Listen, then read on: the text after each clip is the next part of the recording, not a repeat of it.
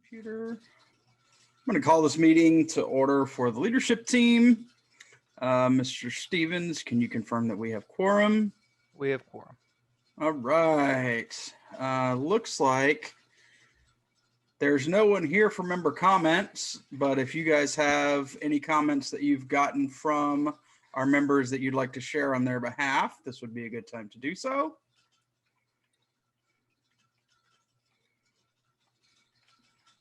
Hearing none, I believe Mr. Colina has an amendment to the agenda, if I recall correctly, that he would like to make.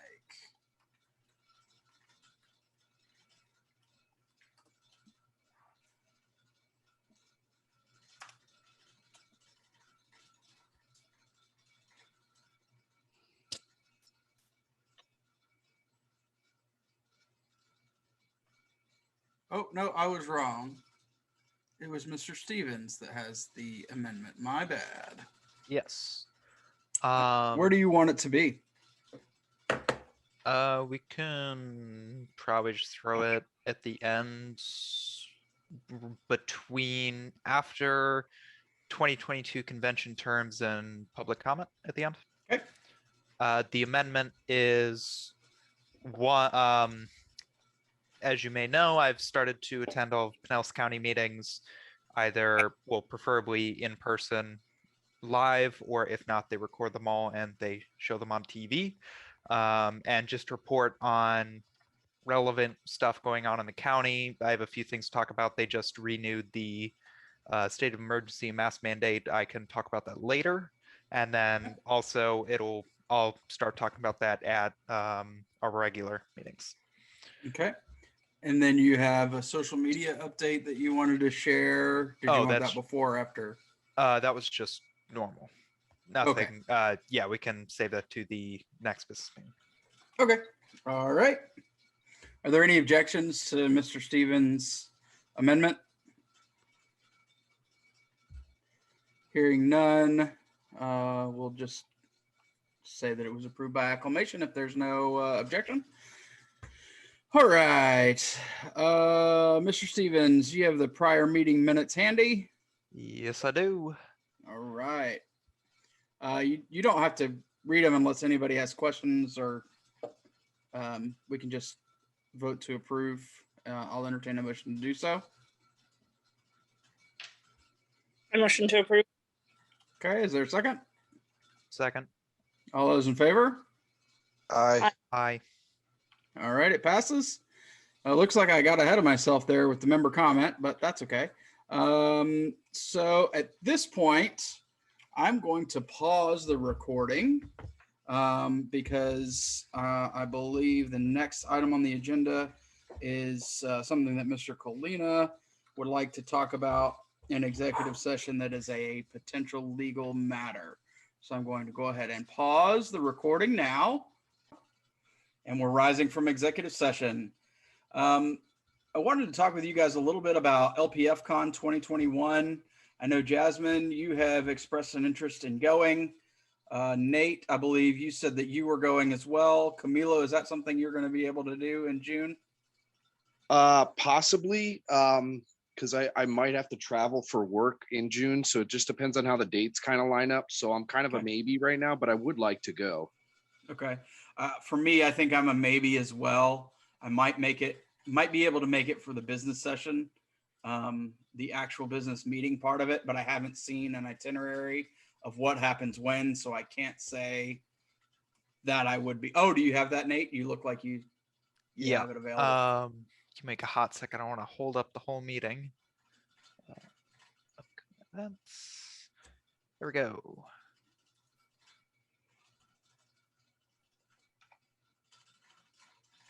You gonna link to us in chat? There it is. Perfect.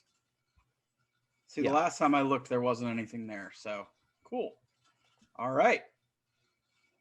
And that's June 11th through the 13th. It's a Friday, Saturday, Sunday situation.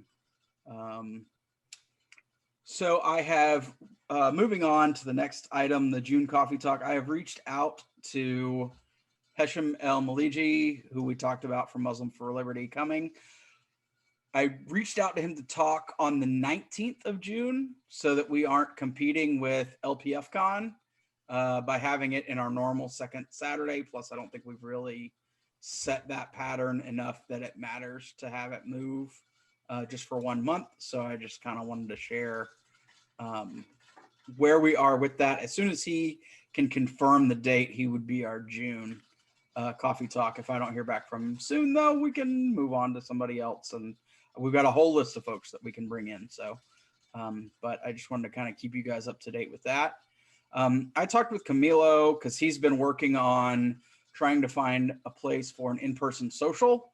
And we have been commiserating with each other about how difficult it has been to find a place that is willing to house us without having a food and beverage minimum, letting us use a room that is not an Applebee's type chain, and also a place where our secretary can attend, which takes out all breweries because they're all 21 plus. So it's been really tough. But the other thing that I wanted to talk to you guys about is potentially, if we are able to figure this out, having our June 2021 meeting in person with our remote option available. Thoughts, concerns, considerations? Yeah, I think that would be great, and that would buy us some time to hopefully find a place that's going to kind of meet all of our parameters. Right.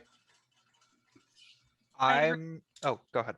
Oh, sorry, I was gonna say I agree. Have you tried the what's that place behind the back gate of my my complex, Rec Deck or something, or not Parks and Rec Deck, to see if they as they have an area inside with like games and stuff, and then they have like a volleyball, like all those volleyball courts and all that other stuff.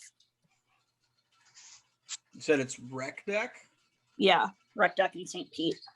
It's in North St. Pete, off on Gandy, or like right off of. It's right behind where that Barney's is. You're talking about 380 105th Terrace Northeast? Yeah, it sounds right. Okay. I'll add it to my list of potentials. Are they all ages or?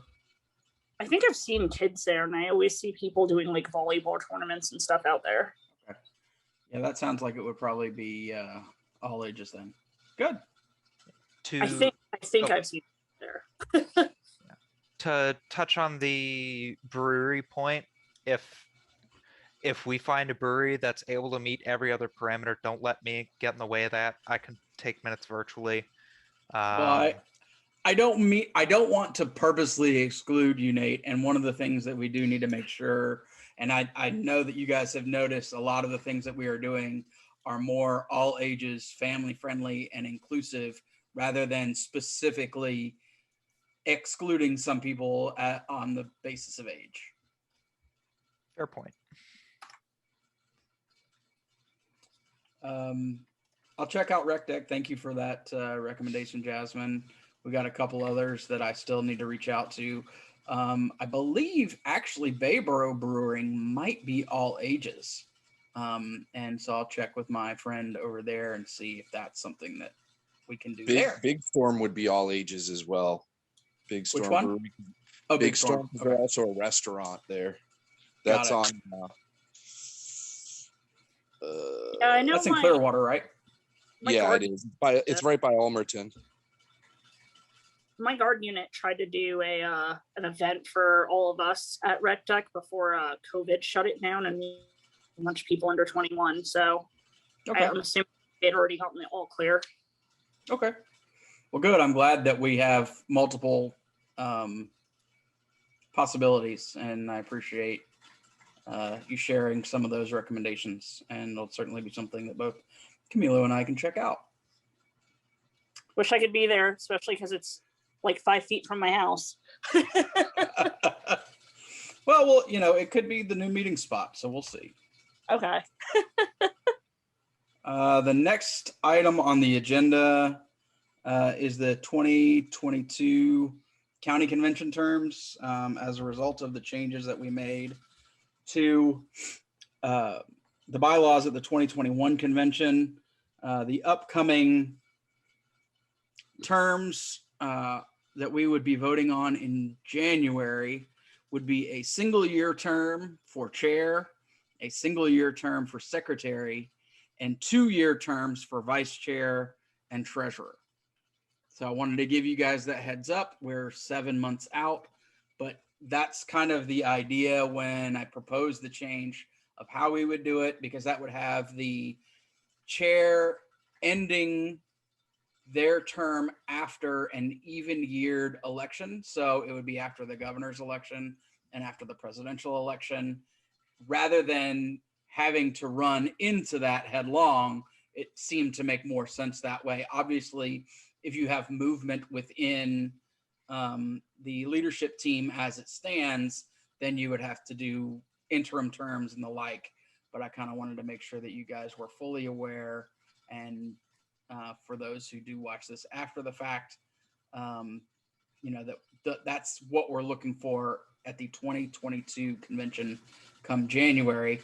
We will also at that time have 3 1-year terms for at-large representatives, in addition to the 4 officer positions that would then make up the leadership team based on how we amended the bylaws. And those positions can remain open if no one seeks them. But I just wanted to kind of give you guys an idea of what we were looking at in 7 months or so, so everybody can make their plans. Mr. Stevens, if you wouldn't mind giving us a little bit of an update on the meetings that you've attended. I imagine that this will also be a nice bit to add to our business meeting for May as well. So I've started going to Pinellas County meetings. So first of all, let me preface the amount of garbage that should not have to be brought up to the county level and approved by the omnipotent government to happen is like, it's really some couple trying to put a pool in their backyard has to pay a lawyer to get all this done just so they can hook up the water. But to us, what is especially relevant is the local state of emergency, which allows a lot of extra funding for things like vaccination sites, but also the mask mandate that was extended to May 7th, and it will be, they say they're going to take a serious consideration on the May 11th board meeting about rescinding restrictions and whatnot in the county. I think they're being a little bit generous in that phrasing, but that's what they said. I also want to point out that like 100 people showed up to the meeting. They blocked that meeting for 3 whole hours before they very quickly reapproved the state of emergency and mask mandate in about 30 seconds. So that's sort of the report. Do we want to take a stance on this? Maybe a social media something? Just a thought. Thanks, Nate. I appreciate you sitting through 3 hours of filibustering public comment. I've been there on both sides, and it's not fun for anyone when they're much longer than they need to be, because you end up hearing the same thing over and over and over and over again. So thank you very much for making that sacrifice and letting us know exactly what's happening. Jasmine, it looked like you were about to say something. I apologize for talking over you. No, you're fine. I was gonna say I like the idea of us hosting something on Facebook or social media and about it, especially it's our county. Okay. Yeah.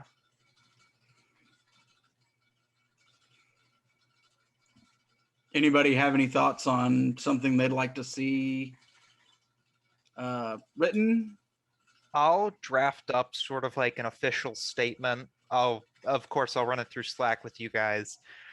Just condemning the mask mandate at this point as an infringement on liberties. Yeah, I think if our focus is about the use of force, that needs to be the point. I think there are arguments to be made about the efficacy of masks. So I don't think that we should wade into that. But I do think that we have a strong position of it's not the government's role to tell people how to live their lives, and using the force that they have to do so, I think is that's the language that I would certainly I think is more appropriate for what we're talking about. If we talk about property owners being able to determine for themselves, and then we start going off on the bunny trail. But if we focus on not using the power of the state to enforce something, I think we've got a pretty good, I think we're on solid footing. I'll have a That would draft out. generate, I'm I sorry, think that would Camilo? generate some some people to kind of see our stance, and that are the people that are tired of the mask mandates. There are businesses out there that don't like it, and unfortunately they have to enforce it, because if not, they can get fined or worse. And so that might be something like a catalyst that triggers people to start to come to our party, because their parties are really kind of on the opposite end of things, where they're like, no, we need these mask mandates basically for all eternity. It's been 410 days or something like that since these mask mandates started. I don't think it's quite that long, but it is pretty close. We were at the end of March last year, so it'd be about 380 days. But yeah, we're getting up there in terms of when we actually had them.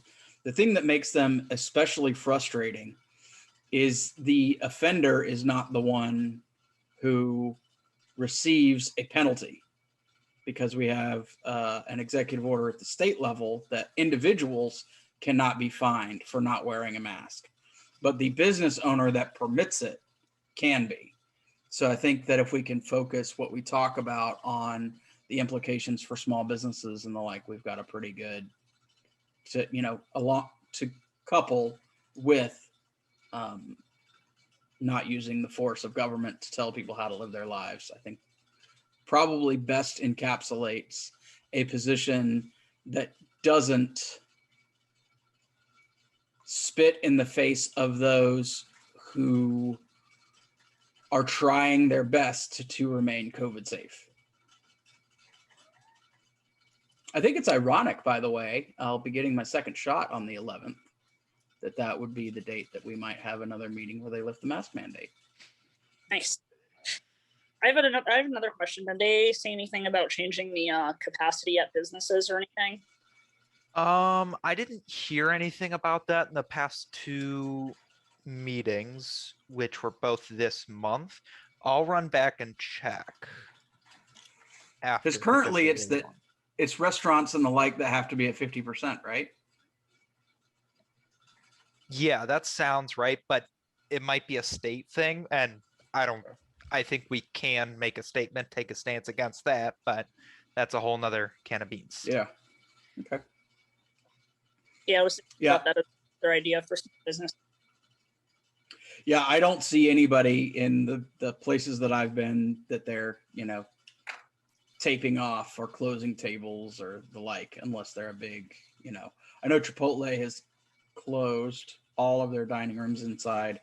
I know Chick-fil-A is in the same, but they're still doing carry out and all that. I was confused for a second. I've seen people eating at the Chick-fil-A on Pete's Beach. It's all outside. Oh yeah. Yeah. They're still okay with the outside tables, but at St. Pete Beach, they have the biggest patio, I think, of the ones, because there's only maybe 2 tables at the one by me on Tyrone. All right, guys. All we have left is member comment. If you guys want to bring anything up that's been brought up to you, now's the time to do so. If not, I will entertain a motion to adjourn, and we can return to our regularly scheduled Wednesday evenings.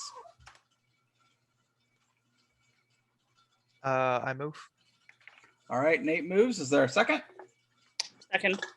All right, Ms. Herrera seconds. All those in favor? Aye. Aye. Aye. Opposed? All right, and we are adjourned.